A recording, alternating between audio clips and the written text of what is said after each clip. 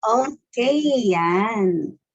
Good morning and good afternoon and good evening sa lahat po, no? Or good day para naman kahit nasa ang panig ka ng mundo, no? Ay mababati kita. Okay, so I am Grace Sardinola from Isabela, no? But right now, naka-base po kami dito sa Turin. And ang topic po natin ngayon is about the number one, no? Kung ano dapat ang gawin natin para ma-avail natin or makuha natin or ma-build natin ang ating solid financial house. Okay? Ito po yung isa sa unang-unang nakapagturo sa amin kung paano talaga magkaroon ng peaceful na buhay. Okay? Pero bago syempre yon, bago ko i-share sa inyo kung ano ba dapat talaga yung kunin natin, okay? Ay kailangan aralin muna natin yung konsepto kung saan pwedeng malaman kung totoo ba itong ikukwento ko sa inyo or hindi, di ba? Ayan, so ako bilang 9 years na dito sa company na to, 9 years ko na pong pinapractice ito, no? And napatunayan ko po, proven na ang concept na ito or ang ituturo kong napakagandang healthcare sa inyo ay pwedeng magbigay sa inyo ng hayahay na buhay, di ba? Pagdating ng araw. Okay? So, unang-una, yung tinatawag nilang the X-curve.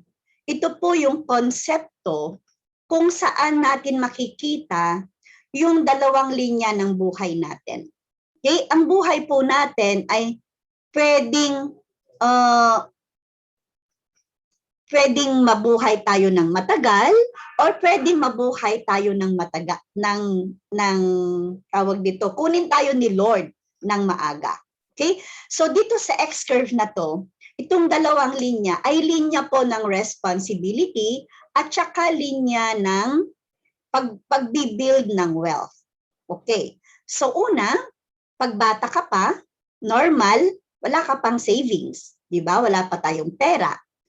At ang responsibilities na yan, super dami, no? Hindi talaga natin yan maiiwasan na marami tayong responsibilidad like pagpapatayo ng bahay, pagbili ng pagkain, mga gamit, medicines, no? Yung pagbili ng sasakyan, at marami pang iba, maraming responsibilidad, lalong-lalo na kung kauumpisa mo pa lang talaga magtrabaho, marami ka pang ipupundar. Pero you like it or not, yung mga responsibilidad na yan, it will go down. At yung ibang responsibilidad na yan, mawawala. Like yung utang, yung education, yung mortgage, pwedeng yung mortgage at education siguradong mawawala yan. Kasi ang mga anak natin, kahit na sabihin mong bulakbol yan, magsasawa din yan, di ba? So matatapos din yan sa pag-aaral. Yung mortgage, kung ayaw mo nang bayaran, o di pa-embargo mo na yung bahay mo, di ba? So ganun lang yon. So matatapos yan. Ang utang, nasa iyo yan, kung tatapusin mo or hindi, di ba? So decision mo yan. Pero yung iba, yung food, yung shelter, yung mga bababa po talaga yan. Okay, so yung mga pangangailangan natin, yung mga needs natin, bababa yan. Pag mga bata pang mga anak natin, natural, marami po tayong responsibilidad. Pero pag lumaki na yan, nag-asawa na yan, magkakanya-kanyang buhay na din yan. Magkakaroon na din sila ng sarili nilang bahay. Di ba? So, dito po sa pag-aaralan natin ngayon, no, na healthcare na to, itong X-curve na to ay very related. Kasi, yun nga po, sabi ko nga kanina, pwede tayong kunin ni Lord ng maaga or mabuhay tayo ng matagal or pwede rin tayong magkasakit. Di po ba? So, kailangan po nating paghandaan yan. Itong tatlong ito, ang pinaka-importante po na paghahandaan natin. Dahil hindi natin alam kung anong mangyayari bukas. Di po ba? So, kailangan habang active pa ikaw, habang nagtatrabaho ka, may kinikita ka pa, habang ginagawa mo yung mga responsibilidad na yan, okay, pwedeng mag-start ka ng mag-ipon. Mag-start ka ng mag-ipon na yung ipon mo, kahit pa konti-konti lang, dadating po ang araw, magiging big savings yan. Ang big savings na yan, pag inilagay mo sa tamang investment, no, pwede pong siya na yung bubuhay sa'yo pagdating ng araw na ikaw ay hindi na pwedeng magtrabaho. Kasi you like it or not, dadating yung araw na hindi ka na talaga pwedeng magtrabaho. Kahit gustuhin mo, yung sarili mong katawan, hindi na niya kakayanin ang pagtatrabaho. So yun po yung kailangan nating paghandaan. Okay? So if you are still young, active income, kailangan mo ng insurance. Pag nagkasakit ka, kailangan mo ng healthcare. And pag nabuhay ka ng matagal, kailangan mo ng investment, long-term investment that will protect yourself. Diba? So yun po ang ibig sabihin ng X-curve na ito. Parang napakasimpleng X lang, pero ang ganda-ganda pala ng ibig sabihin sa buhay natin. Bakit natin kailangang alamin? Bakit kailangan nating sundin yung X-curve na yan sa ating buhay, no? Kasi according to the survey, no, karamihan po ng senior citizen, no, 2% lang po ang financially independent. Yung hindi umaasa sa iba. 45% umaasa sa mga anak at kamag-anak. 30% umaasa sa charity, sa mga tulong-tulong ng iba, and 23% nagtatrabaho pa rin kahit na uugod-ugod na. Di ba? Kahit na may sakit na, pero forsa magtatrabaho pa rin. Bakit? Kasi nga, no, hindi nila plinano yung kanilang retirement. Gusto ba nilang mangyari yon? Hindi po. Wala ni isa man ang gustong mag-fail pag ikaw ay tumanda na. Pero nangyayari po yon dahil nagkulang sila ng plano. So yun po yung gustong ituro sa atin ni IMG. Kailangan planuhin natin ng mabuti. Kailangan meron tayong solid financial foundation. Which is, yun nga po, unahin natin ng healthcare, short-term and long-term. Baka sabihin mo, ay Grace, may short-term na, ay may healthcare na ako. Make sure na yung healthcare mo, long-term talaga yan. Kasi kung hindi, ang sakit, hindi po yan dumadating pag bata pa tayo. Dumadating po yan usually pag may edad na tayo. Which is, wala na tayong healthcare. Kaya po, kailangan natin ng short-term and long-term. Ang short-term gamitin mo habang nagtatrabaho ka pa dahil yan po ay regalo sa atin ng ating mga employers. Pero habang nireregaluhan ka ng mga employer mo, ng mga trabaho mo, ng healthcare mo, kailangan ikaw mismo ang mag-ipon naman para sa long-term healthcare mo.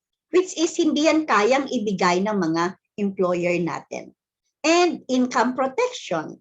Income protection, yan po yung itatago mo naman na pag ikaw ang nawala, itatago mo yan sa isang box, na pag ikaw ang inilagay sa box, yung perang nilagay mo sa box, siya naman po yung lalabas at siya na po yung magpo-protect sa mga mahal mo sa buhay. Okay? So, yan po yung tinatawag natin na papalit sa'yo. So, pag ikaw ang nawala, ang mamimiss ng mga mahal mo sa buhay, ikaw lang. Yung perang itinago mo sa insurance mo, no, ay tuloy-tuloy pa rin yung buhay na nakasanayan nila. Di ba ang ganda? Kasi mamiss ka man nila, at least hindi sila maghihirap. Karamihan kasi pag may mga nawawala, sabi nga nila, dalawa daw ang iyak. Ang isang iyak, nalulungkot sila kasi hindi ka na nila makikita. Ang pangalawang iyak, mas malakas. Bakit? Hindi ka na nga nila makikita. Nag-iwan ka pa ng maraming utang. 'Di ba? So, masakit po 'yon sa puso ng ating mga anak. And of course, masakit din sa puso natin 'yon. Although hindi natin pwedeng maiwasan pag wala tayong itinabi para sa income protection natin. And number 3, eliminate ang bad debts. Bad debts dahil dalawang klase po ang utang. May good debt at saka bad debts. So kung uulit-ulitin natin sabihin ang debts, ano ang sound? Parang death, 'di ba? Parang mamamatay ka, 'di ba? Pag marami kang utang. 'Yun po yung sisira, no? Sisira sa magandang ipinundar mo kung meron kang inutang. Kung lahat ng pinundar mo galing sa utang, maniwala ka po sa akin, pag ikaw ang nawala, sisisihin ka ng mga anak mo dahil mali yung pundasyon na itinayo mo. And emergency funds. Ito naman po yung kulang na kulang sa bawat isa. 'Di ba? Pag hindi ka financially educated, emergency funds binabaliwala natin. Ang emergency funds, yan naman po yung sasagot sa mga pangangailangan natin. Halimbawa, meron tayong pangangailangan na agad-agad. Di po ba? So karamihan anong nangyayari? Emergency lang ang meron, walang funds, di ba? So kailangan talaga may pondo. Okay? Sa Pilipinas, aminin natin o hindi, sino po ang funds nila for emergencies? Tayo. Tayo na nasa abroad. Kaya kailangan, no? Nagtatabi ka talaga. Hindi dahil madamot ka. Nagtatabi ka dahil pag may mga mangangailangan sa mga mahal mo sa buhay, meron kang ibibigay. Dahil meron kang pondo na itinatabi. And lastly, yung investment. Pero, guilty ako dyan. Dahil po nung nagkatrabaho na kaming mag-asawa, kahit nung ako pa lang, no? Ano po ang inuna namin? Investment po. Pag inuna mo palang investment na yan, no? Sigurado pong madaling matumba. Okay? Dahil pagbaliktad yung pyramid na yan, mas mabigat sa taas, di ba? Konting hangin lang matutumba yan. Kaya dapat po, mas mabigat ang nasa baba. Okay? Dapat, ganyan po talaga ang pagpapatayo natin ng ating foundation, financial foundation. Para kahit anong mangyari, mayayanig man po yan, pero hindi po siya matutumba. Okay? So napakaganda, di ba? Yan po yung gumising sa aming mag-asawa. Itong solid financial house na to. Dahil kami, ang pundasyon namin pala dati ay very weak. No? So dapat po sundan natin ito at sigurado po pagdating ng 5, 10, 15 years from today, babalikan niyo po kami para pasalamatan, hindi para sakalin. Di ba? So paano natin gagawin yon? Ito po ang magandang formula para po magawa natin yon. Pay God and yourself first. So pag kumita ka na, kailangan magtabi ka na para sa tithes mo. Balik sa Panginoon, ibigay sa church ang 10% mo. Ang church, ang Panginoon, hindi niya kailangan ang pera. Pero ang mga nagtatrabaho sa church, like mga pastors, laymans, pare, or kung ano mang mga nagtatrabaho sa church, kailangan nilang mabuhay din kagaya natin. Di ba? So, we need to give tithes sa church para po pang-maintain din ng ating church where we grow our spiritual life. And savings, investment para sa sarili mo. Pay yourself daw. Bibili ako ng bag, ng sapatos, every sweldo. Hindi po. Ibig sabihin yan, pera po yan na itatabi mo para sa future mo. At kung magkano ang natira, yun po ang pagkasyahin mo. Diyan mo kunin yung mga luho mo. Di ba? Diyan mo kunin yung mga gusto mong bag, gusto mong sapatos sa 70%.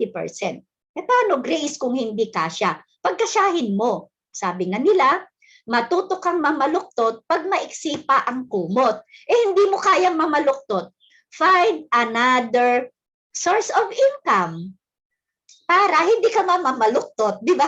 So lahat ng gusto mo, pwede mo pa rin bilhin, pwede mo pa rin kunin dahil sobra-sobra yung kinikita mo, di ba? Yun po ang solusyon. Pag ginawa po natin ang abundance formula na to, 10-20-70 rule, sigurado po ako, very abundant ang buhay natin pagdating ng araw. And ito po yung tignan natin. Most people consider healthcare as an expense. May kilala ba kayo na, ay, hindi ko kailangan yan. Gastos lang yan. Marami na po akong nakausap na ganyan. Pero, pag ang mentalidad mo, ang healthcare ay kino-consider mong investment, you are one of the wealthy people-minded. Di ba? Kasi, healthcare is investment. Hindi po yan tapon, no? And now, ito po yung share ko sa inyo. Itong Kaiser International na to ay first name in healthcare sa ating bansa, sa Pilipinas, no? Walang katumbas, walang kasing ganda, sasabihin ko na. That's why si Sharon Cuneta, mayaman yan, galing siya sa isa sa pinakamayaman na tao sa Pasay, di ba? Kasi halos kanila na ang Pasay, pero naniniwala siya sa healthcare. Bakit? Kasi may bad experience siya sa sakit. Nung nagkasakit ang mami niya, marami silang pera, marami silang ari-arian, pero isa lang pala ang kulang sa kanila. Ano yun? Healthcare. That's why si Sharon, isa siya sa believer ng healthcare. Kailangan merong kang healthcare, lalong-lalo na kung wala kang pera. Uulitin ko po, ang healthcare, kailangan yan ng mga taong, lalong-lalo na sa mga taong walang pera. Okay? At pag may pera ka, kailangan mo din. Dahil kung hindi, baka maubos yung pera mo pagdating ng araw. Not like Sharon, as in marami talaga sila, nagbenta lang sila ng mga ari-arian nila, nakasurvive sila. E paano kung iisa lang yung ari-arian mo? Bebenta mo ba? Hindi, syempre, di ba? Bahay mo, bebenta mo, nabuhay ka, wala ka namang bahay. Di ba? So, kailangan talaga solid ang financial house. Number 1 is healthcare. Okay. Ngayon, sino ba si Kaiser International? So, si Kaiser International is a health maintenance organization. Isa po siyang HMO. Hindi po siya insurance, no? Kundi HMO po siya. Isa siyang private corporation. Okay? Usually managed by doctors and other medical practitioners that offer medical and healthcare to their client member for a fixed rate or contribution. So, hindi po yan paiba-iba ang bayad mo. Fixed po talaga yan. Okay? And hindi nakakatakot i-share, hindi nakakatakot mag-ipon dito dahil we are duly accredited by the Philippine Insurance Commission. Okay? And registered po tayo sa Securities and Exchange Commission din. So, pag sinabi nila legal ba yan? Yes. Pag SEC, legal na legal yan. And mas lalong legal pag meron pa yung pangalawa na itong Insurance Commission kasi hindi po lahat nabibigyan ng license or ng permission by the Insurance Commission. Kaya napaka-stable po talaga ng ating company para sa ating number 1 healthcare na ito. Okay? So kung titignan mo yan sa i-Google mo, wag mong ilalagay insurance. Dapat ang ilagay mo, ang titignan mo siya doon sa mga health maintenance organization. HMO mo dapat siya tingnan. Hindi sa insurance kasi hindi naman po talaga insurance ang Kaiser, no? So makikita mo yan, ang i-type mo, Kaiser International Health Group Inc. Yun po ang i-type mo doon sa list ng Health of Maintenance Organization. Okay? Yan. So, alam po ba natin na ang ating Kaiser International Health Group Inc. ay HMO provider ng dalawang main branch ng ating gobyerno. Isa is the Supreme Court for the Judiciary. And pangalawa, the House of Representatives for the Legislative. Yang dalawang yan, sila po yung gumagawa ng mga laws sa atin. Di ba? Kung ang Kaiser ay hindi matatag, yung dalawang yan, maniniwala po ba sila? Normal, hindi. No? Ang DAR, Department of Agrarian Reform, sumali na din po ang Philippine Women Judges Association Inc. Di ba? So yung mga yan, mga maliliit na tao po ba yan? Mga maliliit na organization po ba yan? Hindi po. Di po ba? So kung sila naniwala sa Kaiser, tayo pa kaya? Diba? And being IMG member, we are proud na tayo lang po ang exclusive or loan broker ng amazing healthcare product na ito. So kung gusto mong kumuha ng Kaiser, hindi ka basta-basta makakakuha kung hindi ka makikipag-connect sa mga taga-IMG.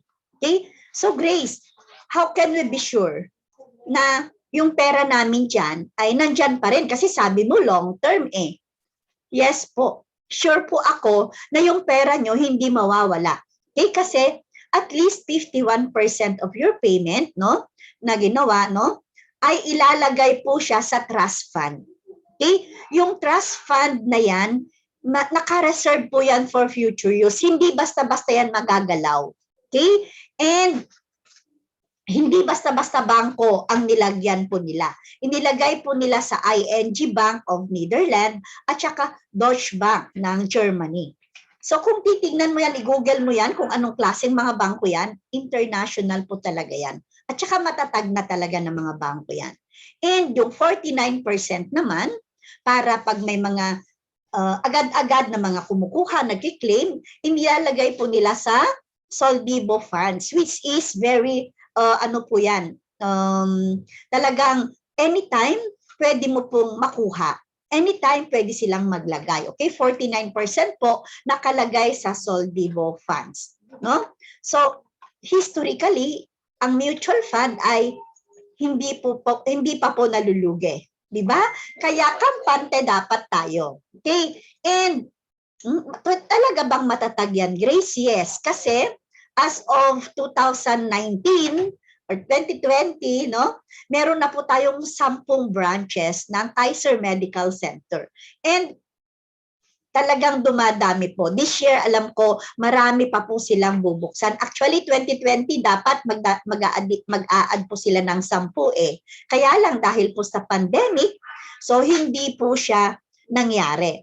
But I am sure, pagkatapos ng pandemya na to, talagang dadami at dadami po ang mga branches natin. Okay? So, uulitin ko po, marami sa atin ang may mga healthcare na. Pero, tignan nyo po, i-check nyo. Baka po yung healthcare ninyo ay short-term healthcare lang. Dahil protected kayo habang nagtatrabaho kayo or hanggang 60 years old ka lang or 65. No? Ang kailangan po nating i-prepare ay yung ating long-term healthcare. Okay? Yung long-term healthcare na siya po yung mag-aalaga sa'yo during your retirement years. Ang long-term healthcare, ito po yung ipiprepare mo habang bata ka pa para pagtanda mo, 61 and beyond or 65 and beyond, ganyan din po ang ngiti mo. Diba? So ang ngiti mo from ear to ear talaga. Dahil hindi ka natatakot na magkasakit. Hindi ka natatakot na pumunta sa hospital. Sabi nga nila, pag meron ka daw long-term healthcare, pag may nararamdaman ka kahit konti lang, excited kang pumunta sa hospital. Pero kung wala kang healthcare, naku po, matatakot ka talagang pumunta ng hospital. Bakit? Wala kang pambayad eh. Wala kang healthcare. Di ba? Or may pambayad ka man, pag nakita mo yung bill mo, manginginig ka. Di ba? So, itong isi-share ko po sa inyo ngayon ay napakaganda. Bakit? Ito po yung ito po yung ipon ng walang tapon. Ito yung ipon ng walang tapon. Bakit? Kasi insurance siya, healthcare, and investment. Di ba? So, nandyan na, kompletos ricados, no? parang Nescafe lang. May sugar, may creamer, at meron na po siyang kape. So, ang ganda, di ba? Isa lang yung kukunin mo, nandun na lahat. At napakadali lang. 7 taon ka lang mag-iipon. And then, hintayin mo lang ng 13 years to make it 20 years. Matagal po ba yon? Hindi. Ito po yung tinatawag naming Ultimate Kaiser Health Builder. Okay, ito po yung example, no? Okay, so para lang maintindihan natin. So, 7 years na mag-iipon ka, 13 years na hihintayin mo. So, ang maganda po na example kasi ito po yung talagang ino-offer namin para at least, no, meron ka talagang pera pagdating ng retirement mo or pagdating ng maturity, no, K100. Ideal po ito. Okay. Titignan natin mamaya bakit sinabi kong ideal. Niloloko mo yata kami, Grace, hindi po, no? Kasi ang ilalagay lang po natin for 7 years is 411,750. Okay? Na pag nag-annually ka, 58,821 plus 500 na policy fee. Kaya 59,321 po yan pag yearly. Okay? And during accumulation period, habang sabi niya, ang tagal naman yan, buhay pa ba ako pag maturity? Okay lang, kahit hindi ka nabuhay, di ba? Kasi alam niyo kung bakit? During the accumulation period, pwede mo nang gamitin po, no? Meron kang annual physical examination benefit. Yearly yan, may check-up ka. Mahirap po yung hindi nagpapa-check up yearly kasi hindi mo alam may sakit ka na pala. Diba? Kaya napakaganda na gamitin po natin yan. And number 2, dental health benefits. Sana may Kaiser na noon pa para hindi naging pustiso lahat yung ngipin ko, di ba? Kasi itong dental health benefits, pwede kang magpa-cleaning araw-araw. Di ba? Kasi nga unlimited po yan. Yan. And members' choice of room and board. So pag meron kang Kaiser, Ultimate Kaiser Health Builder, no?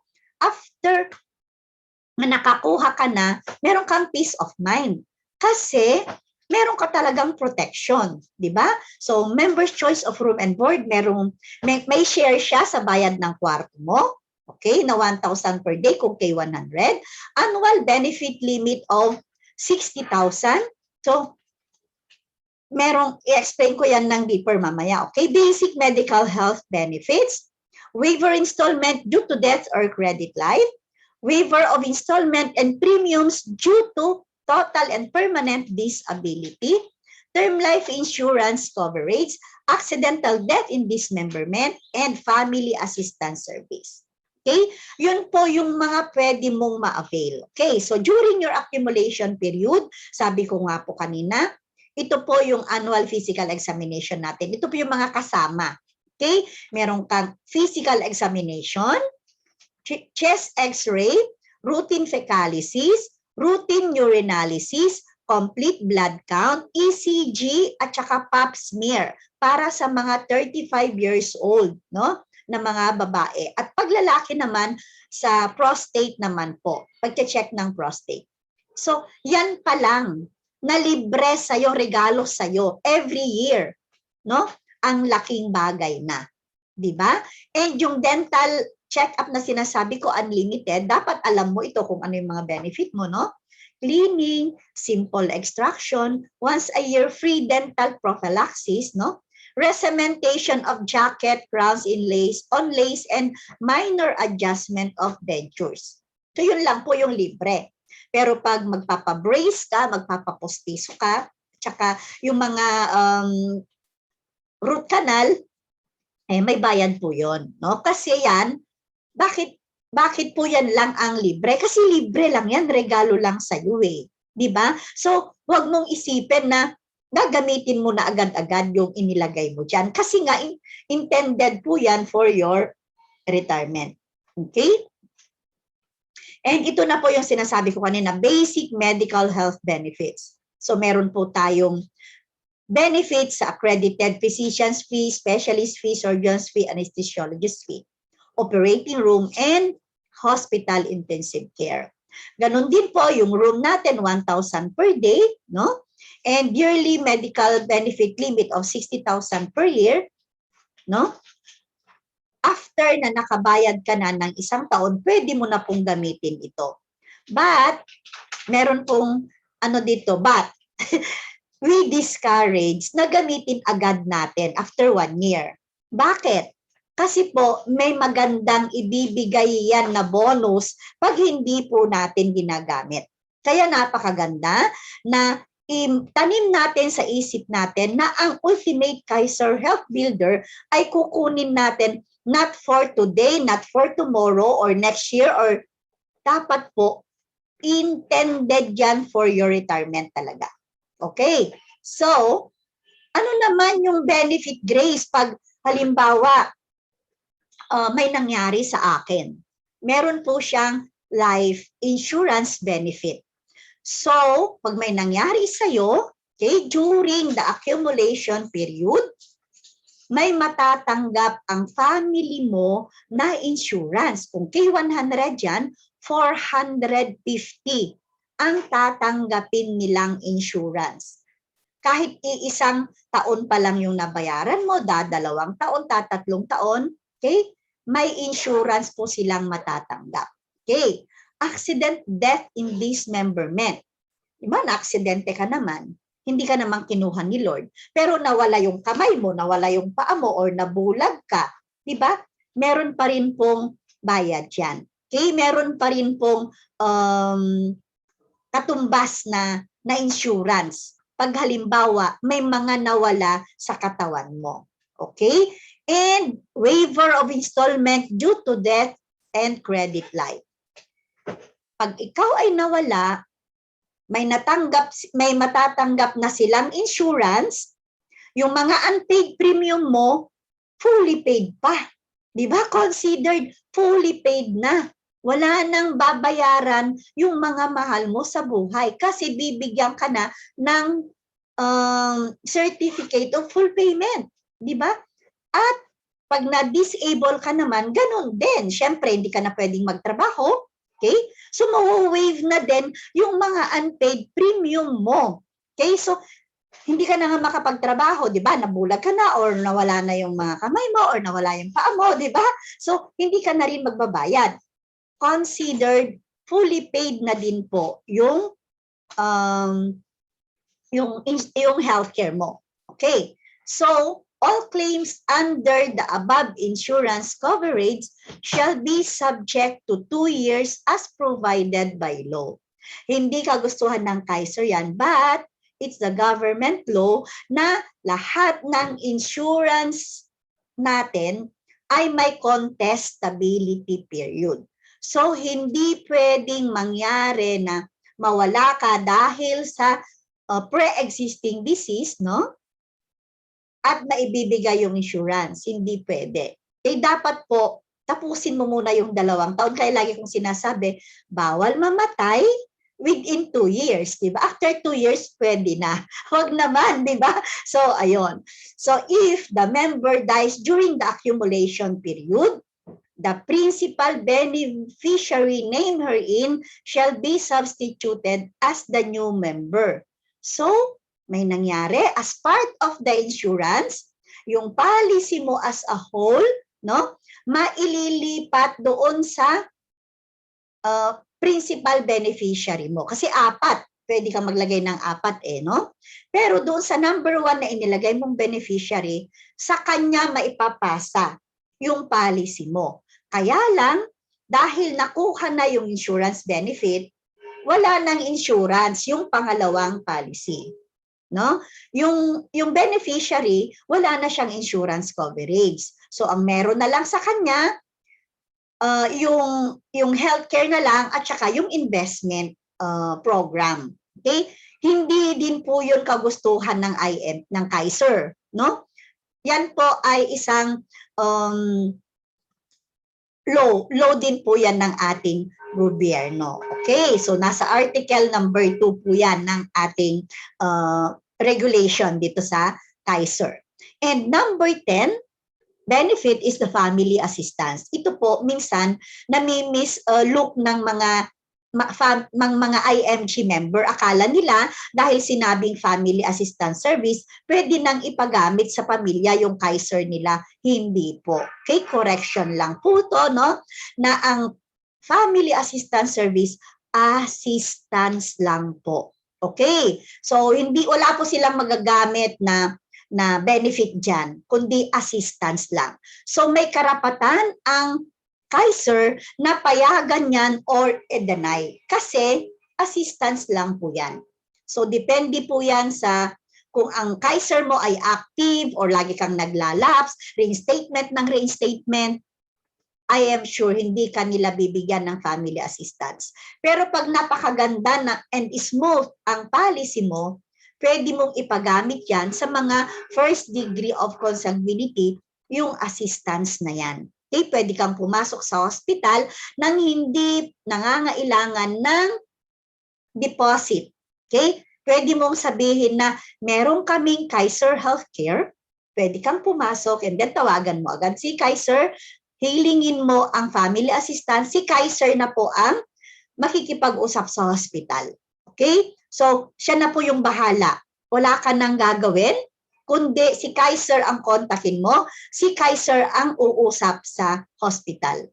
Yan po ang tinatawag nating family assistance service. I-assist ka ni Kaiser sa pagkakahospital ng iyong mga mahal sa buhay.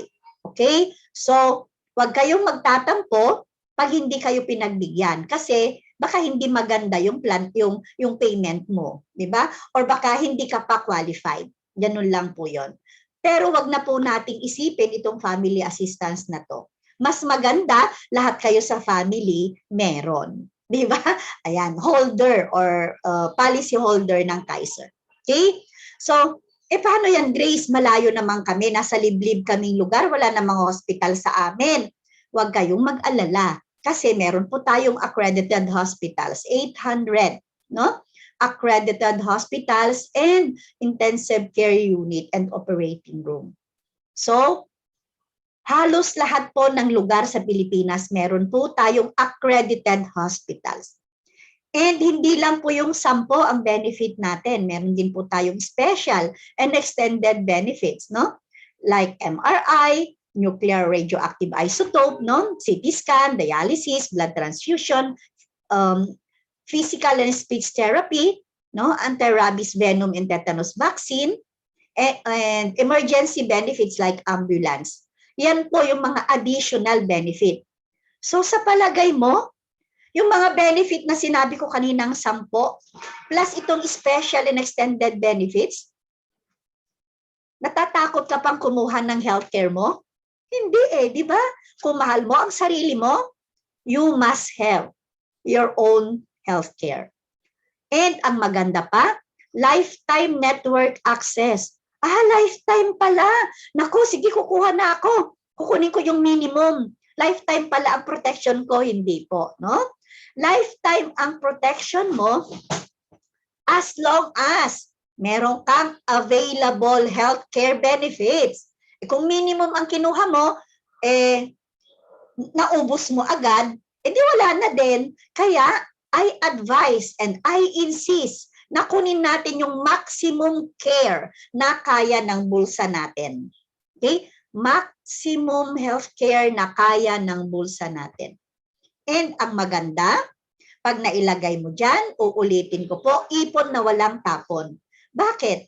Kasi every year, kumikita po yung pera mo. Nag-a-accumulate po yan. Nag-i-interest po yung pera mo dyan. So, natatakot ka pa ba? Diba? Ngayon, maganda pala.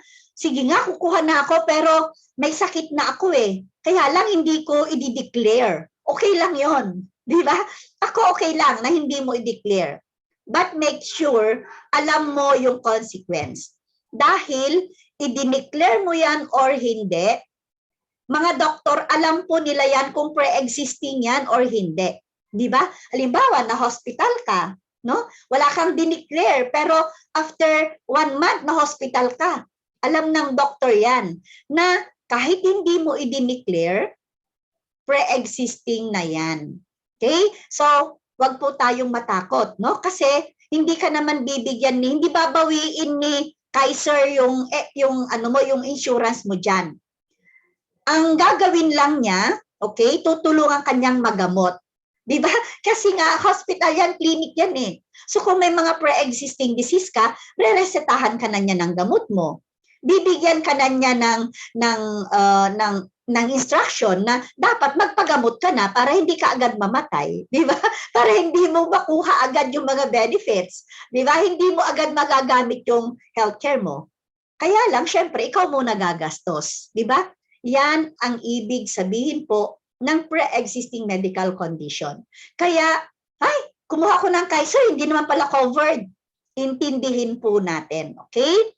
Meron po tayong tinatawag na pre-medical o pre-existing medical condition. During accumulation period, hindi po kasama ang pre-existing condition. Pag nagpagamot ka ng pre-existing disease mo, during accumulation period, ibig sabihin 7 years, hindi po kasama ang pre-existing medical condition. Pero, pag tayo kinuha ni Lord, 2 taon lang po yun. Yun yung tinatawag nating contestability period. Okay, maliwanag po yun ha. Contestability is 2 years. Paggamit sa mga benefits, okay, sa hospitalization, pre-existing medical condition po, hindi covered for 7 years. Mako-cover lang po yan after fully paid ka na ng 7 years. Ang maganda lang, pag naibigay mo na yung 7 taon, natapos mo na yung pre-existing condition mo, no? Natapos mo na yung 7 taon, yung accumulation period, I mean, lahat na po ng dreaded diseases na to, covered na. Okay? Lahat na ng sakit, basahin mo na yan. Kung kaya mong basahin, dahil ako hindi ko kayang basahin yung iba. Di ba? Lahat na po yan. Lahat ng nakakamatay na sakit po, covered na po siya. Okay? Ayan. So, tapos ka na. Covered na lahat ang sakit mo. Anong patunay mo na natapos ka na? Ito po, Certificate of Full Payment. Dapat meron ka na kung talagang tapos ka na. Di ba? And meron ka na ding Visa card. Okay? Alam mo bakit sila nagbigay ng Kaiser International Visa card? Dahil nga, sabi ko nga, pwede mo nang gamitin yan kahit nasaan ka. Okay? Kahit nasaan ka na. Kaya lang, pag hindi accredited yung hospital na ginamit mo, ikaw muna magbayad. And then, i-report mo sa Kaiser, yung ibinayad mo, ipapasok po nila dyan sa Visa card mo. So, ano ba tawag doon? Yung reimbursable. Okay, i-reimburse nila through your Visa card. Okay? So, ngayon, fully paid na, kampante ka na dahil bayad ka na, pwede mo nang gamitin sa lahat ng sakit. Eh paano, Grace, kung wala akong sakit, hindi ko nagagamit, anong mangyayari sa pera ko? Doon naman po papasok yung investment period. Okay? So magiging investment naman po yung pera natin. Kikita po yung pera natin, mag-a-accumulate po yan. Which is, pag pinabayaan natin yan na matapos yung 20 years plan niya, kaya sinabi kong ideal ang K100 dahil on the 20th year, at least milyonaryo ka. O, di ba? So magkano yung inipon mo? 411,750 lang. O sabihin na natin 500,000. Pero on the 20th year, meron kang at least 1 million. Di ba? Eh pinabayaan mo lang, nasa Italy ka naman eh, nasa Spain, nasa Canada, nasa America, nasa Saudi. Anong gagawin mo? Pabayaan mo lang dyan. Kunin mo at the age of 60. Kung ikaw ay 22, at the age of 60, meron ka ng 6,483,000. And 10% of that 6,483,000 is 648,380. Okay na ba yon? Yearly, natatanggap ka ng 648,000? Or pabayaan mo lang, 5 years more. Magiging, yung 6 million mo, magiging 10,442,000 at 10% interest. So, ang 10% of 10 million is 1 million. 1 million divided by 12, 80,000. At least 80,000 a year. a month. Di ba? Hayahay na buhay na po ba yun? 80,000 a month na pwedeng gastusin mo na, ubusin mo na, kasi interest lang naman ng healthcare mo. Di ba? So, napakaganda talaga. Okay? So, ngayon, kumuha ka. Pero, hindi mo inintindi. Hindi mo inintindi na meron ka palang due date. No? Ayaw mo ng Judith. ayaw mo ng Jonah. Di ba? So, kailangan mahalin natin si Judith at saka si Jonah. Di ba? Kasi kung hindi, malalaps po yung policy natin. Pero wag naman kayong mag-alala dahil may consideration naman po si Kaiser. Binibigyan po tayo ng 30 days grace period. Di ba? Siyempre, grace, maano yan, maawain yan, di ba? So, binibigyan tayo ng 30 days grace period para hindi po malaps yung policy natin. In kaso naman, napabayaan talaga natin, no? Hindi tayo nakabayad talaga. Meron naman po tayong tinatawag na reinstatement period. So, may dalawa po yan, update at saka redate. But I always advise redate na lang. Kasi, pag nag-update ka, meron po siyang surcharge, 1.5% a month. Magkano yan? Ang laki, di ba? Or 18% per annum. Ang laki. So, kung matagal-tagal na hindi ka nakapagbayad, i-redate mo na lang.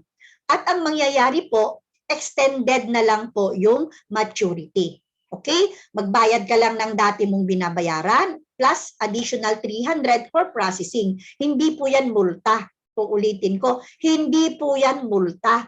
Yan po ay processing. Dahil ipaprocess ulit nila yung policy mo. Okay? So, pwede mo bang gawin ang reinstatement anytime you want? Hindi po. Dahil meron din po yung 2 years na palugit para po pwede kang mag-reinstate. Hindi mo yan pinansin ng 2 years. Pinansin mo yan after 3 years. Sorry ka na lang. Nga na yung pera mo. Wala na. Diba? Pinayaman mo lang si Kaiser. Okay? So, wag po nating pabayaan. Wag nating hintayin na mag 2 years po yung lapsation natin. Okay? And take note, isa sa hindi maganda pag nagre-reinstate ka, you are considered new applicant. Anong ibig sabihin nun? Papasok ulit yung 2 years contestability period. Diba? So, pag may nangyari sa'yo, may contestability ulit. At pag magkano na yung price, pag nag-reinstate ka, yun na po yung babayaran mo. Hindi na yung dati mong binabayaran in case na tumaas na siya. Diba? Ang hirap. Kaya, I advise na dapat priority natin ang ating healthcare. Kaya wag nating pabayaang malaps. Okay? Ngayon, ay ang ganda pala. Ang ganda pala talaga ng Kaiser. Ang kinuha mo, ang pinirmahan mo kahapon is K45. Gusto ko K100 na din para at least milyonaryo ako. Pwede naman pong mag-upgrade. Pero within 30 days lang po. No? After its effectivity date, halimbawa, na-approve yung plan mo kahapon, so from kahapon, 30 days po. No, yun po yung pwede kang mag-upgrade. After ng 30 days, hindi na po pwedeng mag-upgrade. So magbayad ka lang po ulit ng 300 na processing fee. Okay? And then,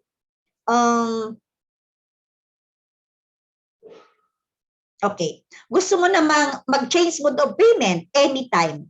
Anytime po ang pag-change mode of payment, pero mas maganda kung itaon mo yon doon sa respective cycle. Halimbawa, nag-monthly ka ng 3 months, yung pang-apat, mag-quarterly ka. Gusto mo mag-semi-annual, magbayad ka muna ng 6 na buwan, bago yung pang-7, doon ka mag-semi-annual. Gusto mo mag-annually, tapusin mo muna yung 12, sa pang-13, doon ka mag-annually. Okay? Ganun po, para hindi magulo. Okay? Hindi mo na kailangang magpakwenta pa sa Kaiser pag gagawin mo yon sa respective cycle niya. Pero pag mag-change mode of payment ka within sa gitna, di ba? Sa gitna ng cycle, okay? Kailangan po magpakwenta ka sa Kaiser. Okay? Yan. So, pwede pong mag-upgrade, hindi pwedeng mag-downgrade. pwedeng mag-change mode of payment pataas, hindi pwedeng mag-change mode of payment pababa. Okay, upgrading is acceptable, downgrading hindi po. And PhilHealth, ano naman pakialam ng PhilHealth? Okay, integrated po ang PhilHealth sa ating Kaiser. Kaya napakaganda po na meron din po tayong Kaiser, di ba? Dahil ay ng ating PhilHealth para po yung 20% na ibibigay ng PhilHealth, maibabawas na din po doon sa babayaran ng Kaiser program natin. Grace, hindi ko na kaya eh. Pwede bang bawiin ko? Pwede naman po cash value. Kaya lang, take note, hindi po lahat ng pera nyo ibabalik. Konti na lang po yung ibabalik dyan. Kaya I discourage po. Okay? So meron po tayong mga ano din dito, pag namatay ako or ano, may papasa ba? Yes. Sabi ko nga po kanina, meron po tayong tinatawag na mga beneficiaries. Ano naman ang makukuha ng beneficiaries? Lahat ng benefits mo, lahat ng magagandang benefits mababalik. Maibibigay din po doon sa beneficiary mo. Okay? 100% kung ano yung benefit mo, yun din yung makukuha niya except yung insurance na po. Ayan. So, eligibility, K45 sa 10 to 40, 41 to 50, K60, 51 to 60, K75. Pero, sabi ko nga po, ideal is K100. Okay? So, ngayon, tapos na. 20 years na. Ayan, may settlement option naman po tayo. Okay? Gusto mo bang kunin na lahat? Gusto mo bang iwanan lang doon lahat? At hintayin mong mag 60, 65 ka? Okay, maganda po yon. Kasi, continuous po lahat yung benefit mo at yung insurance mo extended pa. Instead na hanggang 75 lang, magiging 80 years old. Diba? So, maganda siya. And continuous po yung kita ng pera mo. And, pangalawang option, kukunin mo naman yung kita ng benefit limit mo, no? Yung interest niya, kukunin mo lang. Pwede din po yon. So, yung una, iiwanan mo lang. Pangalawang option, kukunin mo lang yung yearly increment, yung interest ng pera mo, pwede po yun. Kaya lang, no? Yung insurance mo, hindi na 100%. Okay? Mababawasan na po siya magiging 25% na po siya. Okay? So, at least 25% na yung health benefit ang magiging insurance mo. And other benefits, pwede pa rin po yung tuloy-tuloy. Kung ano po yung mga benefit mo dati, yun pa rin po yung makukuha mo. Number 3 option, i-withdraw mo na yung 50% no, ng total health benefits mo. Halimbawa, yung 1 million na yon, kunin mo yung 500,000, iwanan mo lang yung 500,000. So, pwede pa rin po yon. Kaya lang, wala ka na pong insurance benefit, no? Pero yung mga pagpapagamot, pagpapa-check up, lahat po 'yon kompleto pa rin. Ang nawala lang po diyan is yung insurance benefit mo. Okay? Kita ng pera mo, ganun pa rin po 'yon, pareho pa rin.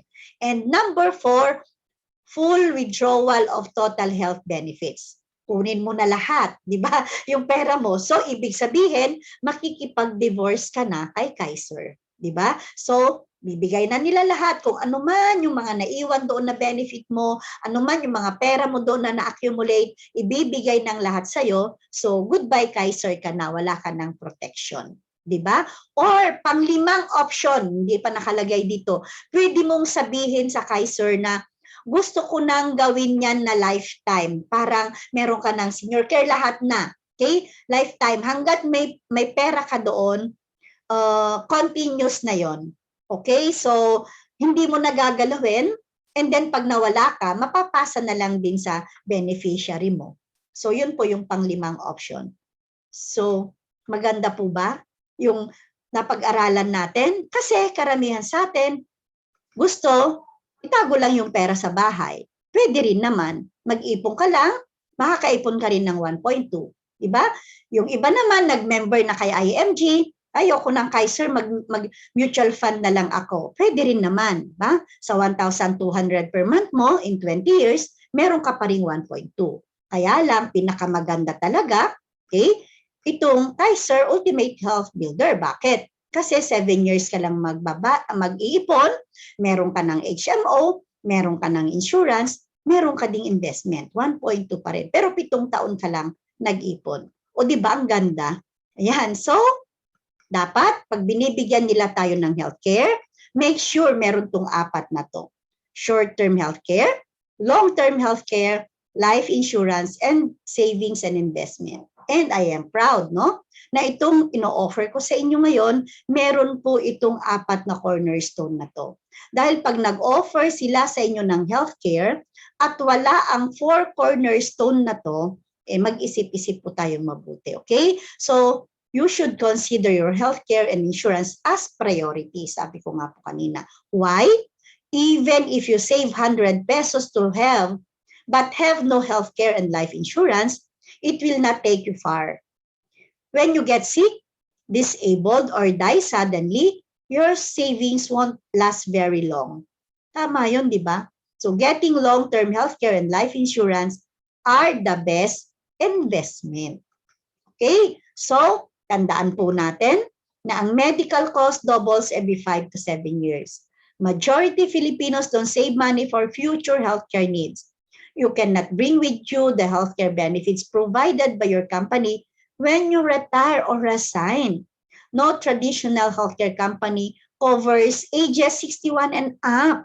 Kaya isip-isip na. Most people rely on their children, sell properties, or borrow money for their medical needs during retirement. Gusto mo bang mangyari yan sa'yo? Majority or personal bankruptcy are due to medical crisis. Totoo po yun, marami akong kakilalang ganon. So ito na lang po yung mga sample natin. Hindi naman sa sinisiraan sila or ano, di ba? Para pahiyain sila, pero make it a lesson. Di ba? Si Dick Israel, may naipon naman yan, may magandang bahay, may ano. Kaya lang, nung nasunog ang bahay niya, anong nangyari? Wala na. Kasi nasunog na yung pinatayo niyang bahay. Walang insurance, wala siyang healthcare. Kaya nagkasakit siya, hingi ng tulong sa publiko. Ganon din po si Joy Biado. Sarap buhay, hindi nag-ipon, nung nagkasakit, hindi na pwedeng mag-artista, kawawa. Si Mestica, si Jan Regala, di ba? Gwapo-gwapo niyan eh. Pero anong nangyari? Kaya sabi niya, lesson, matuto kayong mag-ipon habang bata pa kayo. Habang may trabaho pa kayo, lahat tayo tatanda at lahat tayo magkakasakit. Hindi habang buhay malakas tayo at hindi habang buhay andyan yung mga taong tinulungan mo noong marami ka pang pera. Totoo yun, di ba? So, we must learn from the experience of others kung hindi pa nangyayari sa atin, di ba? Kaya ngayon, nandito ka, natuto ka, naintindihan mo, so ano gagawin mo? Alin ka dito sa dalawa? Si Mr. Nauna or si Mr. Zakka na lang? Okay, si Mr. Nauna, action agad. So, 30 years old, pagdating ng 50, meron siyang 1,166,000. At the age of 60, meron siyang 3 million. Pero si Mr. Zakka na lang, naghintay pa ng 5 taon, okay, 35 years old nag-start, at the age of 55, meron siyang 1 million, at the age of 60, 1,800,000 lang. So magkano po yung nawala sa kanya? More than 1 million. So anong gagawin mo? Tutularan mo ba si Mr. Nauna or si Mr. Zakka na lang? Diba? Okay, so nasa inyo po ang sagot niyan. Ayan, so thank you so much sa inyong lahat. So yun po yung sharing ko sa inyo ngayong araw na to.